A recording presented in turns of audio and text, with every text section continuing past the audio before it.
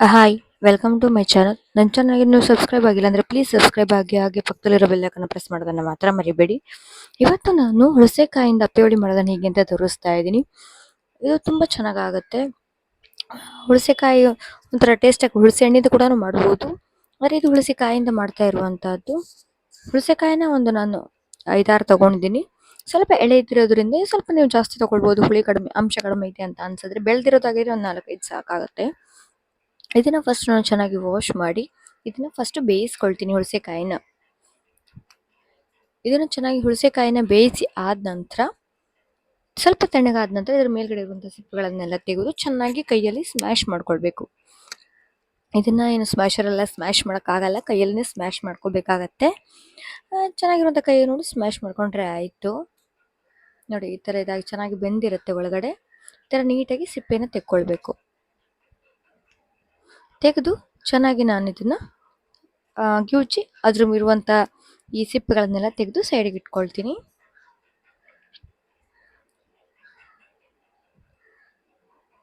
ಇದೇ ಥರ ಎಲ್ಲನೂ ಕೂಡ ಮಾಡ್ಕೊಳ್ಬೇಕು.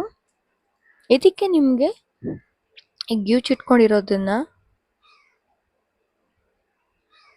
ಈ ಥರ ದಾರಗಳೆಲ್ಲ ಇರುತ್ತೆ, ನೀಟಾಗಿ ತೆಕ್ಕೊಳ್ಬೇಕು. ಇಲ್ಲಾಂದರೆ ಬಾಯಿಗಳ ಸಿಗತ್ತೆ ಅದು. ಹಾಗಾಗಿ ನೋಡಿ, ಈ ಥರ ಇದನ್ನು ಗಿವುಚಿ ರಸನ ತೆಗೆದುಕೊಂಡಿದ್ದೀನಿ. ಇಷ್ಟು ರಸಕ್ಕೆ ಇದಕ್ಕೆ ನಿಮ್ಗೆ ಎಷ್ಟು ಕ್ವಾಂಟಿಟಿಯಲ್ಲಿ ನೀರು ಬೇಕು, ಎಷ್ಟು ಹುಳಿಯಾಗಿರಬೇಕು ಅನ್ನೋದನ್ನು ನೋಡಿಕೊಂಡು ನೀವು ನೀರನ್ನು ಹಾಕ್ಕೊಂಡು ಅಡ್ಜಸ್ಟ್ ಮಾಡ್ಕೊಳ್ಬೇಕು.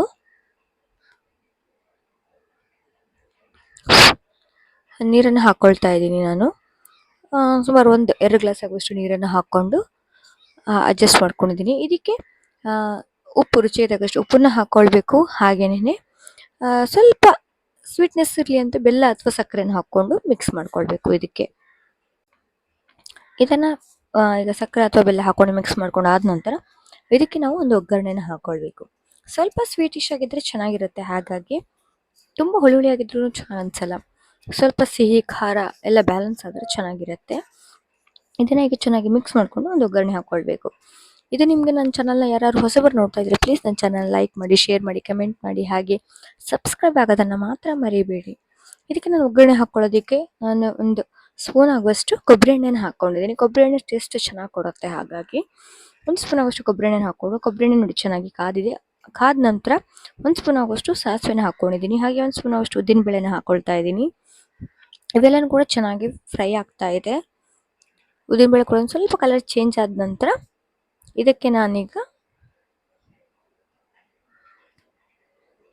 ಕರಿಬೇವಿನ ಎಲೆನ ಹಾಕ್ಕೊಳ್ತಾ ಇದ್ದೀನಿ.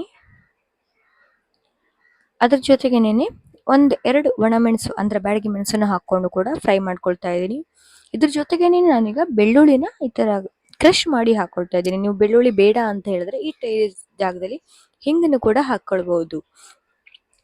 ಇದಕ್ಕೆ ಅಪ್ಪೆ ಸ್ವಲ್ಪ ಬೆಳ್ಳುಳ್ಳಿ ಒಗ್ಗರಣೆ ಹಾಕಿದ್ರೆ ಚೆನ್ನಾಗಿರುತ್ತೆ. ಹಾಗಾಗಿ ನಾನು ಬೆಳ್ಳುಳ್ಳಿನ ಹಾಕ್ಕೊಂಡು ಸ್ವಲ್ಪ ಕಲರ್ ಚೇಂಜ್ ಆಗೋ ತನಕ ಇದನ್ನು ಫ್ರೈ ಮಾಡ್ಕೊಳ್ಬೇಕು. ಬೆಳ್ಳುಳ್ಳಿನ ಚೆನ್ನಾಗಿ ಫ್ರೈ ಮಾಡ್ಕೊಂಡು ಆದ ನಂತರ ಇದನ್ನು ಒಗ್ಗರಣೆನ ರೆಡಿ ಮಾಡಿಕೊಂಡು ಹುಣಸೆಕಾಯಿ ಮಿಶ್ರಣಕ್ಕೆ ಹಾಕ್ಕೊಳ್ಬೇಕು. ಹಾಕ್ಕೊಳ್ತಾ ಇದ್ದೀನಿ. ಒಂದ್ಸಲ ಇದಕ್ಕೆ ಇದು ಇಟ್ಕೊಂಡಿರೋದ್ರಿಂದ ಚೆನ್ನಾಗಿ ಮಿಕ್ಸ್ ಮಾಡಿ ಹಾಕ್ಕೊಳ್ತಾ ಇದ್ದೀನಿ.